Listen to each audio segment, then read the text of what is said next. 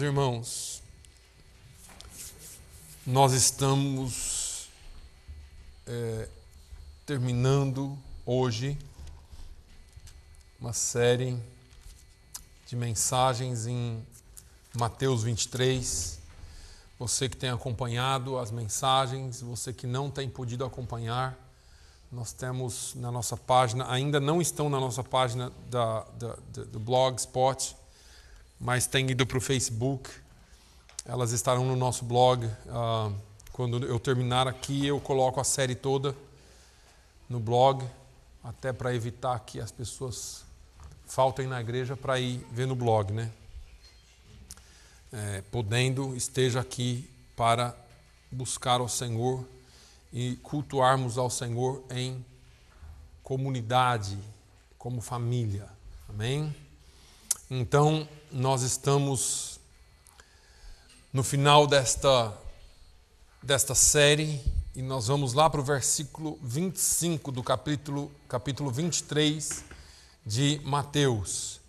Capítulo 23 de Mateus, só para você se lembrar, é o capítulo onde Jesus censura os escribas e os fariseus da sua época. Essa mensagem, eu denominei essa série Jesus denuncia a igreja, porque Jesus estava falando aqui com a multidão, com seus discípulos, e no meio da multidão, os escribas e os fariseus daquela época se infiltravam para ouvir o que Jesus estava falando.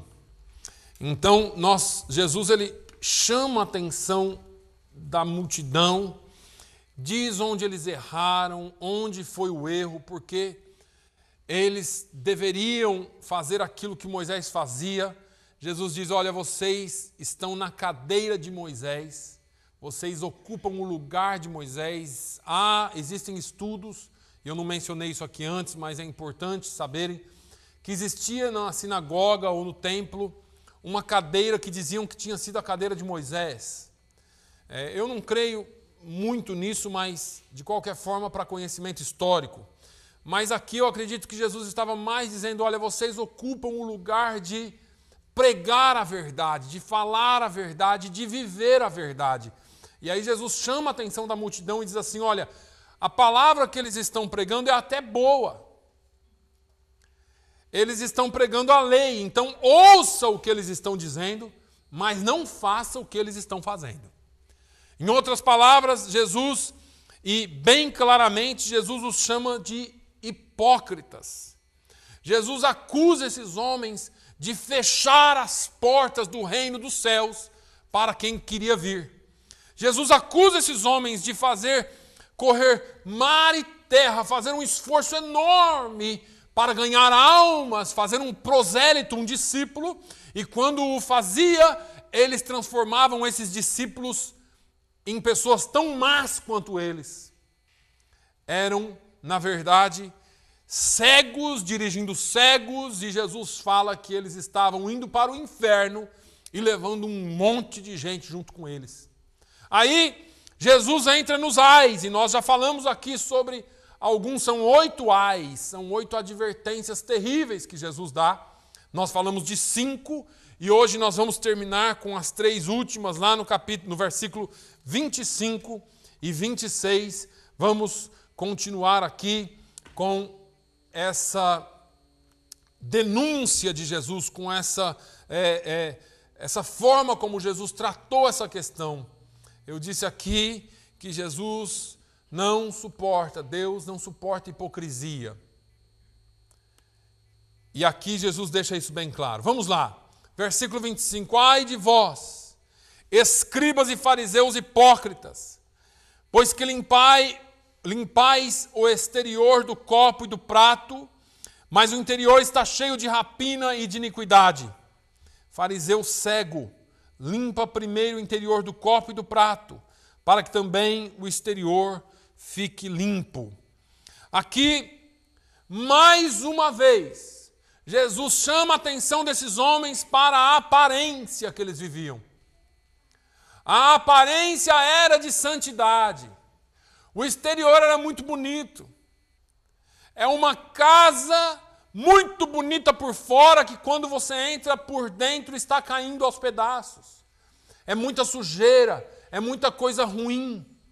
Então, Jesus chama a atenção, porque se tem uma coisa que Deus não suporta, eu repito aqui, é a hipocrisia. É o dizer algo e viver outro. É você estar bonito na igreja, estar bonito na foto, mas o seu coração está ruim. Jesus chama a atenção desses homens. Lá em João, no capítulo de número 8, nos versículos 31 ao versículo 44, tem uma coisa bem semelhante. A Bíblia diz assim: dizia Jesus, pois, aos judeus que nele creram: se vós permanecerdes na minha palavra, verdadeiramente sois meus discípulos. Veja que Jesus, e eu vou continuar, mas eu vou parando porque eu gosto de expor a Bíblia. Eu acho que a melhor coisa é quando nós expomos a palavra, em vez de criar coisas nossas. Mas a exposição da palavra diz que Jesus chama a atenção deles e diz assim: olha, vós sereis verdadeiramente os meus discípulos, se vocês permanecerem na minha palavra. Não dá para dizer que é discípulo de Jesus se você não segue a palavra de Jesus. Não dá para você dizer que é filho se você não segue a palavra de Jesus. E ele continua: e conhecereis a verdade, e a verdade vos libertará. Eu sempre falo desse versículo que ele é lindo, porque a verdade ela é tão forte, porque não é a verdade que liberta, é o conhecimento da verdade que liberta. A verdade está aí, mas se você não conhecê-la, não virá libertação. Ah, eu não acredito, não haverá libertação. Ah, eu sei que pode ter verdade, não, é a verdade.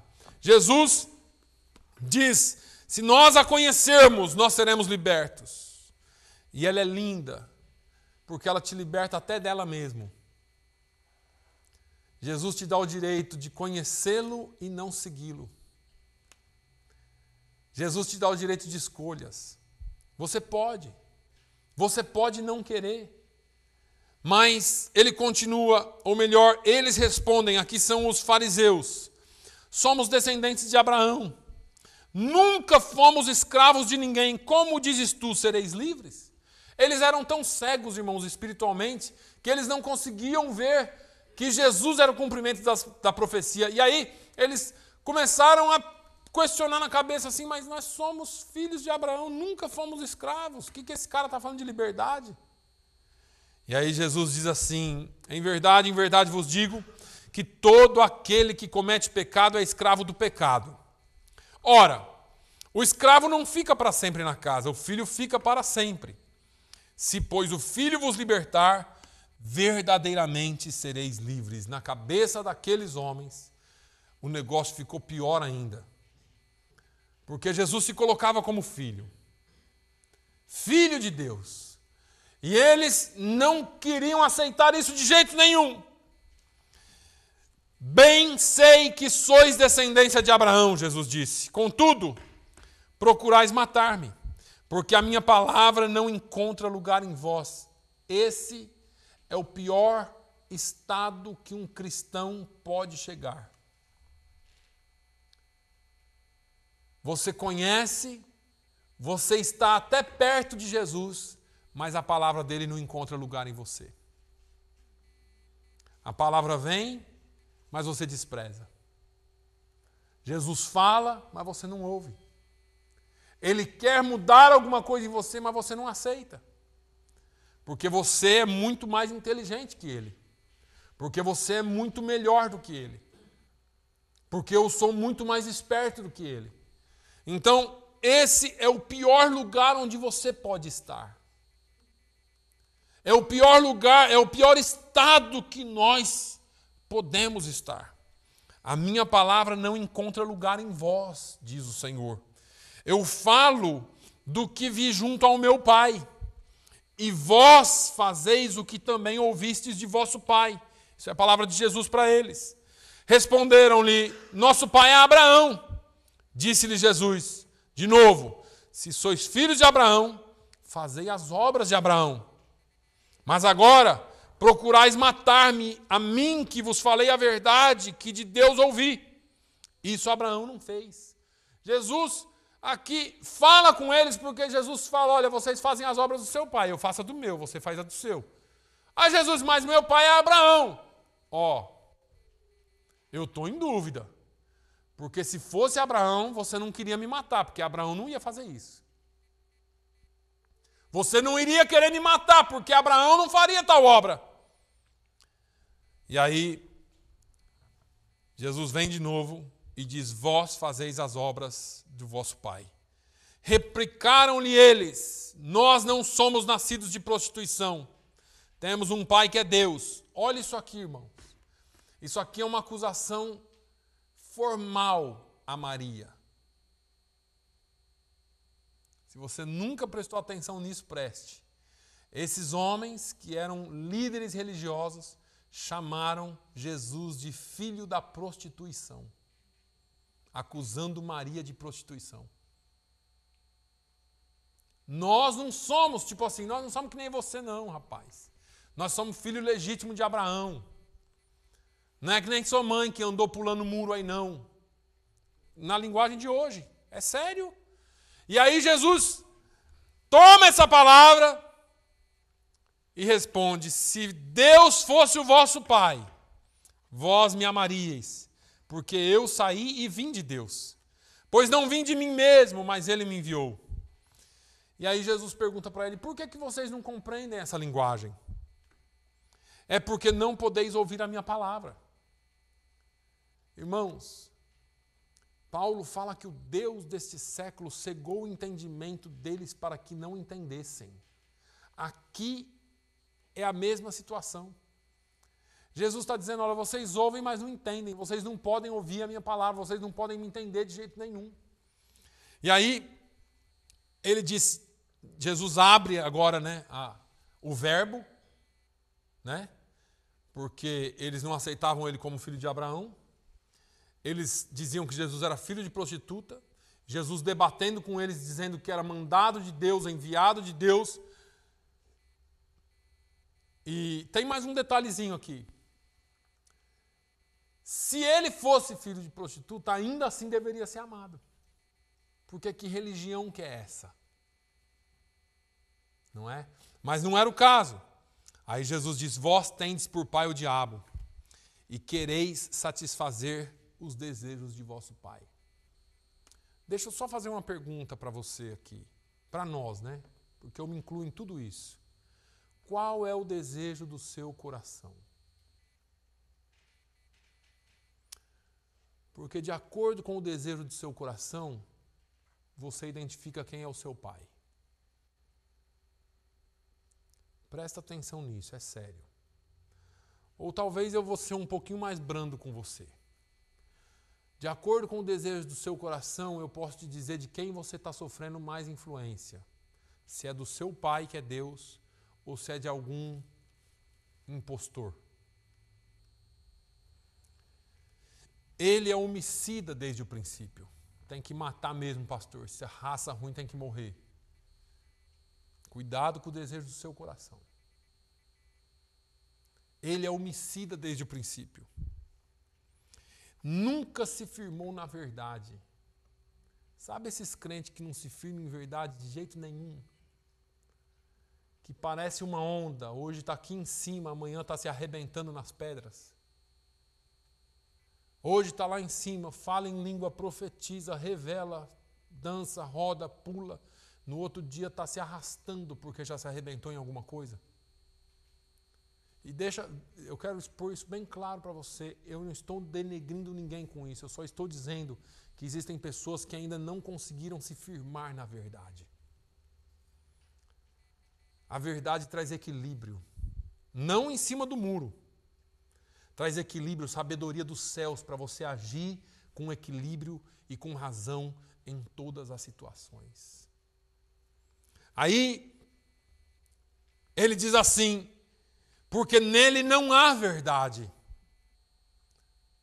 Jesus disse, conhecereis a verdade e a verdade vos libertará. Se não há verdade, não há libertação.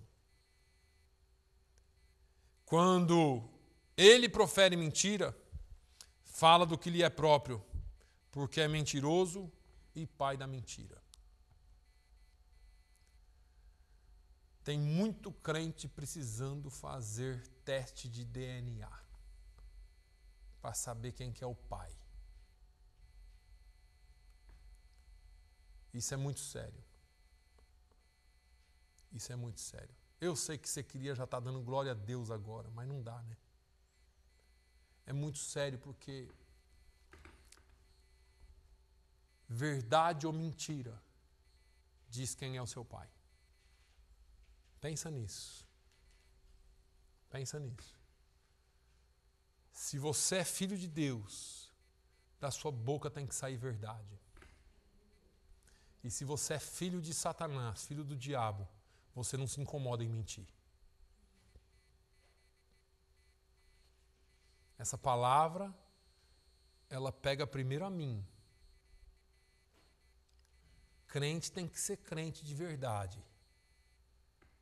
Crente tem que assumir as suas falhas e buscar o acerto. Crente não pode viver na mentira. Nós temos que nos basear na verdade. O que está errado e o que eu preciso fazer para mudar é o caminho. Não é ficar vivendo na mentira. Porque Deus detesta a hipocrisia. É melhor você ser escrachado logo e dizer, é assim, eu preciso mudar, mas ainda eu sou assim. Do que você dizer assim, não, glória a Deus, aleluia. E lá atrás, você ficar dando escândalos para o Evangelho. Então Jesus, ele chama a atenção desses homens pela hipocrisia dele. Era limpo por fora, mas por dentro estava sujo. Que o Espírito Santo de Deus limpe a nossa vida hoje aqui por dentro. Que o nosso coração seja transformado por essa palavra, em nome de Jesus. Aí ele continua nos versículos, no capítulo 23 de Mateus, nos versículos 27 e 28, ele diz um outro ai. Ai de vós, escribas e fariseus hipócritas. Aqui vai um pouco mais fundo. Pois que sois semelhantes aos sepulcros caiados, que por fora realmente parecem formosos, mas interiormente estão cheios de ossos de mortos e de toda a imundícia. Assim também vós exteriormente pareceis justos aos homens, mas interiormente estáis cheios de hipocrisia e de iniquidade. Isto é fingir espiritualidade para disfarçar o pecado. Alguns fingem santidade.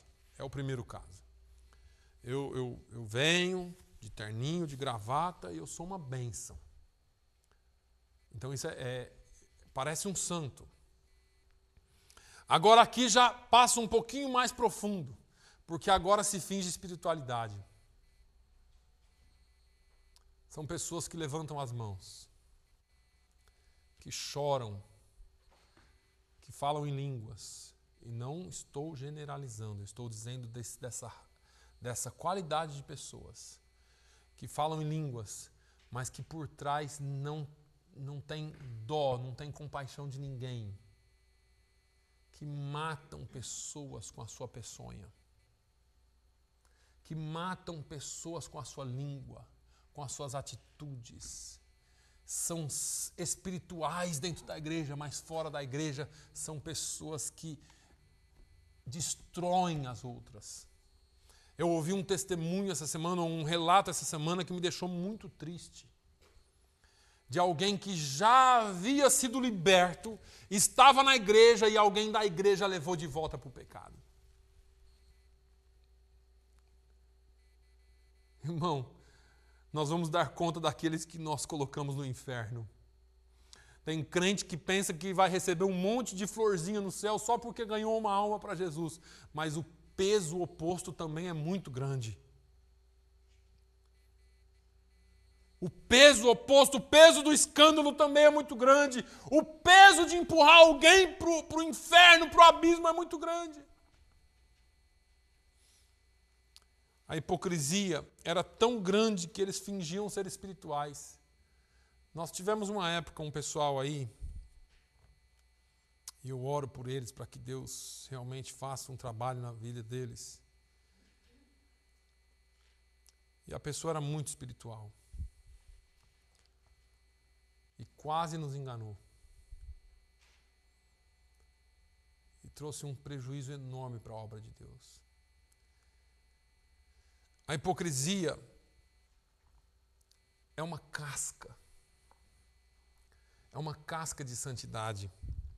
Quando Jesus escreveu ao anjo da igreja em Tiatira, e hoje de manhã o pastor pregou sobre Tiatira, ele elogiou as suas obras. Se você quiser, abre lá em Apocalipse capítulo 2, a partir do versículo 18, se eu não me engano. Para quem não sabe, Apocalipse é o último livro da Bíblia.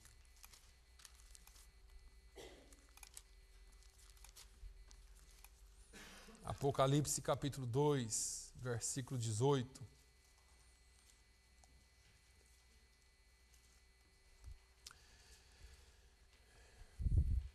Jesus escreve ao anjo da igreja em Tiatira, e ele elogia as obras, o amor, o serviço, a fé, a paciência. Reconheceu que aquela igreja estava trabalhando bastante. No entanto, ele chama a atenção do pastor da igreja, porque ele estava deixando uma mulher que se chamava Jezabel, que se dizia profetisa, ensinar e enganar o povo para que cometessem fornicação, ou, na linguagem original, imoralidade sexual, e comessem das coisas sacrificadas a ídolos. O contexto dessa igreja aqui é muito grande, por isso que não dá para eu falar hoje.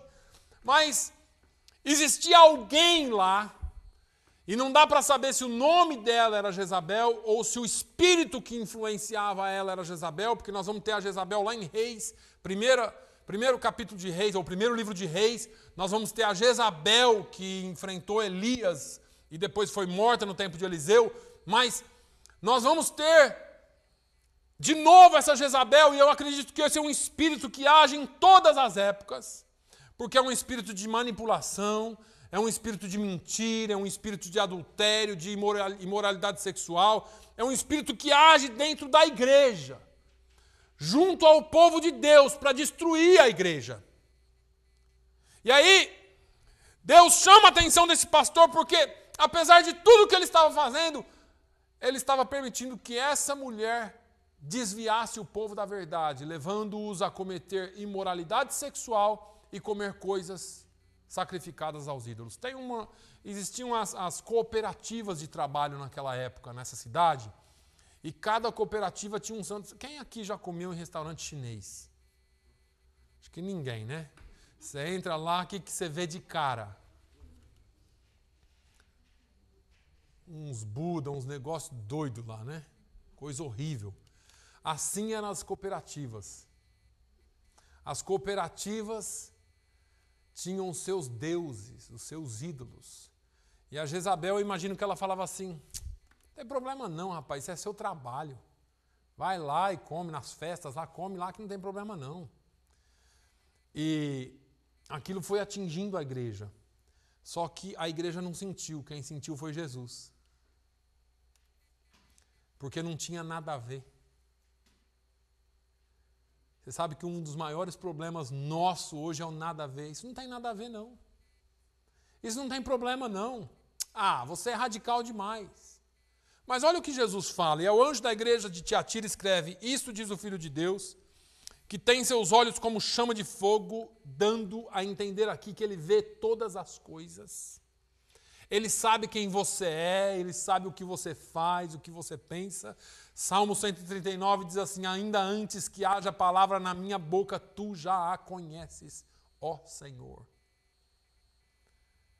Tu conheces o meu levantar e o meu deitar, o meu assentar. Tu conheces os meus pensamentos e sonda-me. O fato é que ele tem os olhos como chama de fogo, os pés semelhantes ao latão reluzente, ele vai onde ele quer. Eu conheço as tuas obras e o teu amor e o teu serviço e a tua fé e a tua paciência e que as tuas últimas obras são mais do que as primeiras. Você está indo muito bem, está trabalhando muito bem, está fazendo muito bem, a igreja está até crescendo, mas eu tenho algo contra ti. Tenho algumas poucas coisas contra ti. Primeira, deixas Jezabel, mulher que se diz profetiza, ensinar e enganar os meus servos, para que forniquem e comam das coisas ou dos sacrifícios da idolatria. Deixa eu te dizer uma coisa, essa mulher aqui, ela profetiza. A gente não sabe exatamente se ela era uma dessas profetisas que profetizam ou se era só na base do ensino. O pastor deixava que essa mulher ensinasse na igreja. Irmãos, essa carta não foi escrita para a igreja, foi escrita para o pastor. O pastor tem que ter responsabilidade sobre o que é ensinado na igreja. O sujeito subiu aqui e falou besteira, o pastor tem a obrigação de corrigir. O pastor é quem vai ser cobrado. A palavra de Deus diz que ele há de dar conta por vós diante do Pai. Veja que é uma responsabilidade. Não é só uma brincadeira. Essa mulher, ela estava ensinando. Ela estava enganando com falsos ensinos. E com isso, ela não tem nada a ver. Não, isso aí pode, está tudo bem. Isso aí você pode fazer. Não, isso aí é para fertilidade. Criava coisas, não sei o que era que fazia, mas ela levava as pessoas à imoralidade sexual e aos sacrifícios da idolatria. O julgamento de Jesus vem pesado para aqueles que estavam envolvidos nesse negócio. Nos versículos seguintes, do 21 ao 23, Jesus diz assim: e dei-lhe tempo para que se arrependesse da sua fornicação, ou da sua imoralidade sexual, e não se arrependeu. Eis que a porei numa cama, e sobre os que adulteram com ela virá grande tribulação, se não se arrependerem das suas obras. É tão interessante isso. Jesus deu oportunidade e não se arrependeu. Jesus deu oportunidade e não se arrependeu. Vou colocar ela numa cama e aqueles que estão ouvindo e atendendo os ensinamentos dela, e não da palavra, vão ter uma grande tribulação se não se arrependerem. Veja que Jesus não quer o seu mal, Ele quer que você se arrependa. Jesus não espera a perfeição de você e nem de mim, até porque nós não somos perfeitos. Jesus espera que nós tenhamos um coração quebrantado e contrito na presença dEle. Jesus espera que você venha até o trono da graça. O escritor aos Hebreus disse: olha, cheguemos, pois, com ousadia, com confiança, junto ao trono da graça. Porque nós não temos um sumo sacerdote que não se compadeça de nós, mas um que sem pecado nos recebe. Irmãos, nós precisamos aprender a nos dirigir a Deus e pedir perdão pelas nossas faltas. O nosso grande problema é que nós fazemos por atacado. Jesus, perdoa pelos pecados em nome de Jesus. Amém. Nós precisamos ir lá e falar assim: Senhor, eu errei. Tem que fazer que nem um filho pródigo. Eu pequei contra os céus e contra ti. Perdoa-me. Tem misericórdia de mim. Tem compaixão de mim. É que nem o escriba e o fariseu dentro do templo. O fariseu batia no peito e dizia: olha, eu sou bom mesmo, Senhor. Eu jejuo tantas vezes por semana. Eu dou o dízimo de tudo que eu ganho. E eu não sou como essezinho aí não. E essezinho, aquele pequenininho, que se achava tão pecador, ele não tinha coragem nem de olhar para o altar e nem de se aproximar. Ele ficou no cantinho lá no fundo e ele começou a bater no seu peito e dizer: tem misericórdia de mim, que sou pecador. Tem misericórdia de mim, que sou pecador. O Senhor espera que você se arrependa. Jesus disse, esse que chegou todo orgulhoso, saiu da igreja não justificado, mas aquele lá. Aquele que reconheceu a miséria dele, ele batendo no peito e pedindo misericórdia, esse saiu justificado. Deus não está em busca de grandes homens e mulheres cheios de pompa, de circunstância. Deus está em busca daqueles que se prostram na sua presença e se arrependem e pedem a misericórdia e a graça dele. Aleluia. A questão é que Deus não aceita o fingimento em sua presença. Deus não precisa de nada forçado. Deus não precisa de ninguém que queira aparecer. Deus não precisa de alguém que venha com mentiras. Deus quer sinceridade. Deus quer coração quebrantado. Eu dei-lhe tempo para se arrepender, não se arrependeu. Eu vou mandar uma tribulação se não se arrependerem. Ele continua nos chamando ao arrependimento. Nosso Deus é o Deus de segunda, de terceira, de quarta chance. Aproveite enquanto Ele é o seu advogado, porque um dia Ele será o seu juiz e nesse dia não terá mais jeito. Você vai estar diante dEle sendo julgado. A oportunidade é oferecida mais do que uma vez. Deus chama para um compromisso sério com Ele, um culto verdadeiro, uma santidade verdadeira. Deus está cansado de sepulcros caiados. Deus não quer mais pessoas que venham bonita por fora, mas que dentro está cheio de carne e de coração podre. Deus quer vida transformada e Ele quer transformar. Ele quer mudar a nossa vida. Em terceiro lugar, para a gente terminar, ele continua no capítulo 23 de Mateus, nos versículos 29 ao 36. Ai de vós, escribas e fariseus hipócritas, pois que edificais os sepulcros dos profetas e adornais os monumentos dos justos, e dizeis, se existíssemos no tempo dos nossos pais, nunca nos associaríamos com eles para derramar o sangue dos profetas. Assim, vós mesmos testificais que sois filhos dos que mataram os profetas. Enchei vós, pois, a medida de vossos pais. Serpentes, raça de víboras, que como escapareis da condenação do inferno? Portanto, eis que eu vos envio profetas, sábios e escribas. A uns deles matareis e crucificareis, e a outros deles açoitareis nas vossas sinagogas, e os perseguireis de cidade em cidade, para que sobre vós caia todo o sangue justo que foi derramado sobre a terra, desde o sangue de Abel o justo, até o sangue de Zacarias, filho de Baraquias, que matastes entre o santuário e o altar. Em verdade vos digo que todas essas coisas hão de vir sobre esta geração. Jesus faz aqui, ou chama a atenção aqui desses homens, porque eles fingiam que haviam aprendido com a experiência errada do passado, mas na verdade o comportamento presente era o mesmo. Meus pais não criam, mas se eu tivesse naquela época lá, eu teria crido. Os nossos pais mataram os profetas, mas eu queria viver naquela época para falar, não, pai, não mata não. Era isso que eles falavam. Era isso que eles deixavam transparecer. Mas Jesus falou assim, vocês falando essas historinhas aí para mim, primeiro que vocês testificam que vocês são filhos daqueles que mataram os profetas. O pecado está sobre vós. Segundo que vocês fazem a mesma coisa. Seus pais mataram os profetas lá. Aí Jesus cobre todo o Velho Testamento. Todo o Velho Testamento.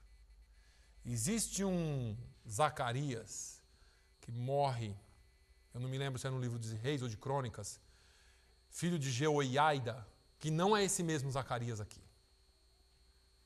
Esse Zacarias aqui é um Zacarias que é mostrado na palavra de Deus, lá no final do Velho Testamento, e esse Zacarias aqui, ele morreu entre o altar e o santuário. Tinha o altar e tinha o santuário. O outro Zacarias morreu no pátio, da mesma forma. Morto pelos fariseus dentro da igreja. Morto. Para vocês terem uma ideia de como o temor havia se apartado deles, quando Jesus respondeu a um dos escribas, a um dos sumos sacerdotes lá, quando Jesus ia ser crucificado, um guarda bateu, disse que deu um soco na cara de Jesus dentro do templo. Eles não tinham nenhum respeito. Eles não tinham nenhum respeito pelo templo. E eles se postavam como se eles fossem santos agora. E Jesus falou assim, não. E tem mais. Deus vai enviar pessoas, bons escribas, pessoas que escrevem a lei, profetas, pregadores, mas vocês vão persegui-los. Alguns serão mortos e crucificados. Outros serão açoitados dentro das sinagogas, dos templos. Mas é para que o sangue de todo esse povo que vocês mataram caia sobre vós. Os corações deles eram tão endurecidos que eles fingiam ser justos e até acusaram as suas gerações anteriores de matar os profetas. Mas Jesus mostra para eles a verdade do coração deles. Porque eu e você podemos até ter coração duro, mas Jesus nunca vai deixar de mostrar a verdade para nós. Deus nunca vai deixar de revelar a palavra dele, a voz dele, na palavra dele. Porque muitas vezes, irmãos, nós endurecemos o coração, não queremos receber, mas Deus continua falando pela sua palavra. Quantas pessoas já não saíram? Porque a palavra era muito dura. Eu louvo a Deus que não é só aqui, lá em João 6 também. Eu falei domingo passado. Diz que muitos dos discípulos de Jesus já não seguiam mais por causa da sua palavra que era dura. Nós podemos dissolver a palavra de Deus. E eu não tenho nada, os irmãos me conhecem, eu não tenho nada contra quem faz campanha, não tenho nada contra quem faz qualquer tipo de evento, qualquer tipo de programa. Eu acho que cada um Deus deu um chamado. E eu não sou contra nada disso desde que seja bíblico. Só que eu sou contra quando nós dissolvemos a palavra. A palavra, às vezes, ela vem como caldinho de feijão, como leitinho. Paulo fala aos Coríntios sobre isso e o escritor aos Hebreus fala a mesma coisa aos Hebreus. Às vezes ela vem como leite. Não, você tem que aceitar Jesus, tal, aquela palavra meiga, aquela palavra mansa. Às vezes ela vem mais como um mingauzinho de fubá, né? É ralinho, mas vem. Já vem mais grossinho. Às vezes ela já vem como uma feijoada, assim, né? Uns pedaços de osso, que na hora de você mastigar dói o dente. Tem que tirar aquilo. Às vezes o caldo engrossa demais. Você vai fazer o caldo, mas engrossa demais. Vem uns caroços junto. O fato é que nós precisamos receber a palavra como ela é. Todas as vezes que nós dissolvemos a palavra para agradar pessoas, nós criamos uma geração de crentes fracos que não aguentam ouvir a palavra como ela é. Quando você prega a palavra como ela é, a pessoa diz assim, o pastor está falando comigo, alguém já fofocou da minha vida para ele. Alguém já foi falar da minha vida com o pastor. E aí você sai da igreja, só que a palavra vai te pegar lá na outra esquina. A palavra vai te pegar lá no outro lugar. Você precisa entender que se você é um chamado, um escolhido de Deus, Ele vai te dando oportunidades e a palavra vem cortando, porque ela corta, irmãos, ela vai lá no fundo, lá na divisão da alma e do espírito, das juntas e medulas. Ela que é apta para discernir as intenções e pensamentos do coração do homem. A palavra de Deus é a única coisa que transforma o homem. Mas Jesus disse aqui para esses homens, olha, vocês não permaneceram, não conseguiram ficar na minha palavra. Jesus convida a igreja para estar na palavra dele. Nós podemos ter qualquer coisa aqui, a noite disso, a noite daquilo, a campanha da prosperidade, a campanha da cura, mas se não for pela palavra, nós não alcançaremos a vitória. É a palavra que transforma o homem. É a palavra que faz vida acontecer, ser gerada em você. Quantos mortos que entram na presença de Deus e saem vivos. E essa é a minha oração, para que Deus levante-nos, para que Deus levante um exército, para que nós cumpramos o ID de Jesus e ganhemos essa cidade para Ele, no nome de Jesus. Por mais santos que nós possamos parecer, Jesus nunca vai se enganar conosco. Nunca. Se nós não mudarmos a nossa forma de ser, se nós não voltarmos para Ele como Ele pede que voltemos para Ele, nós não vamos mudar. Não tem como mudar o resultado fazendo as coisas velhas. Você só muda o resultado se você mudar o plantio.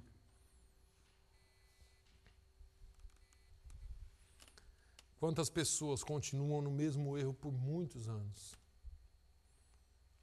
Deus dá oportunidade. Tiago, eu já li aqui, acho que 1 ou 2 domingos atrás, Tiago, no capítulo 4, versículos 8 a 10. Jesus diz assim, ou a Bíblia, a palavra de Deus diz, chegai-vos a Deus e Ele se chegará a vós. Alimpai as mãos, pecadores, e vós de duplo ânimo, os de cima do muro, purificai os vossos corações. Senti as vossas misérias, e lamentai e chorai. Converta-se o vosso riso em pranto e o vosso gozo em tristeza.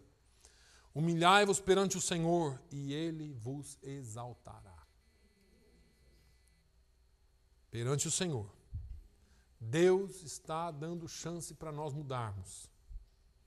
Vamos nos achegar a Ele, e Ele se achegará a nós. Amém? Feche os seus olhos, por favor. Pai, eu quero te honrar. Eu quero te exaltar nessa manhã pelo teu amor, pelo teu cuidado, pela tua palavra. Meu Deus, eu vou dizer como o salmista disse, sonda-nos e conhece-nos. Vê se há em algum de nós algum caminho mau e guia-nos pelo caminho eterno. Guia-nos pelo caminho eterno. Nós precisamos de mudança. Nós precisamos de transformação. Nós precisamos de testemunho, Senhor. Que o mundo lá fora veja o Senhor em nós. Que a nossa vida seja uma bênção na vida dos outros. E que o teu amor, ó Deus, seja demonstrado em nossas vidas para o próximo. Pai, no nome de Jesus, eu quero te exaltar nesta manhã mais uma vez pela vida de cada um dos teus filhos. Continue nos guardando e nos guiando. Dê-nos uma semana na tua presença, uma semana abençoada, que amanhã no culto de oração a tua presença esteja conosco, Senhor. E que nós possamos te adorar sempre, sempre, independente das circunstâncias. No nome de Jesus, nós oramos e agradecemos. Amém, amém. Que o amor de Deus, a graça do nosso Senhor e Salvador Jesus Cristo, a comunhão e a consolação do Espírito Santo seja sobre todo o povo de Deus, hoje e sempre. Todos digam amém. Amém.